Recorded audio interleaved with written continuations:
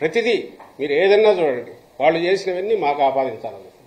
ఓట్ల గురించి ఈరోజు ఒకటోటి కెలికితే కుప్పంలో సుమారుగా లాగినాం, అవన్నీ దొంగ ఓట్లన్నీ ఉండేది వాళ్ళు. కానీ రోజు బ్యానర్ హెడ్డింగ్లు వచ్చి ఓట్లు తీస్తే మా ఓట్లన్నీ తీసేస్తున్నారో అని వాళ్ళే రాస్తారు.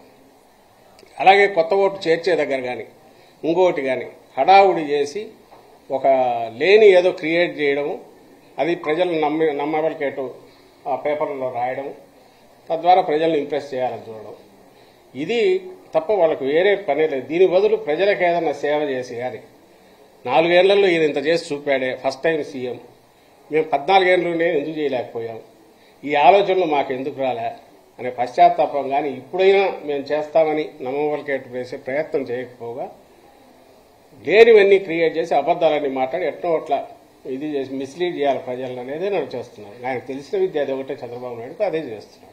అంతనే ప్రశ్నలకు సమాధానం చెప్పలేక క్రిమినల్ కేసు పెట్టి చంద్రబాబు గారిని వాళ్ళ జనసేన వ్యవస్థలో ఎవరికి ఎట్ట రియాక్ట్ కావాలనో అవుతుంటారు. చట్టం అనేది తన పని తను చేసుకుపోతుంది.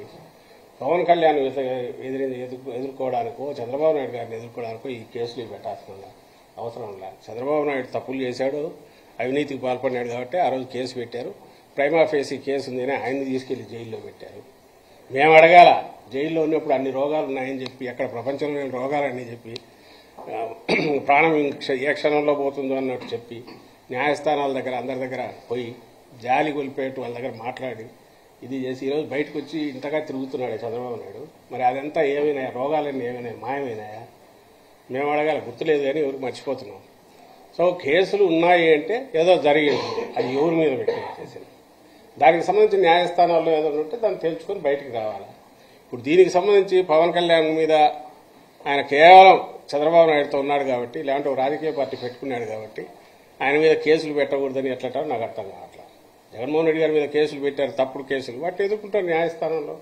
రోజు దాని గురించి ఏమనట్లేదే. అది కేసు ఒకవేళ పెద్దదే చిన్నదే ఏదో ఒకటి పెట్టారు, చట్టంలో దానికి ప్రొవిజన్ ఉంటుంది. సుమోటో పెట్టారో లేదంటే కంప్లైంట్ ఇవ్వడం ఇస్తే పెట్టిండొచ్చు. దానికి సంబంధించి లెట్ హిమ్ ఫేస్ ఇట్.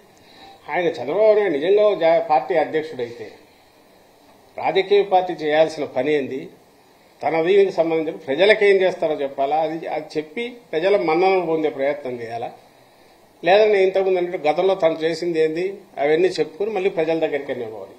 మీరు గమనించండి, అవి తప్ప ప్రజలకు అవసరమైన విషయాలు తప్ప మిగిలినవన్నీ మాట్లాడతాడు ఆయన. అసలు ప్రజలకు సంబంధం లేని విషయాలు మాత్రమే మాట్లాడతాడు. తద్వారా మిస్లీడ్ చేయాలని ప్రయత్నం చేస్తాడు.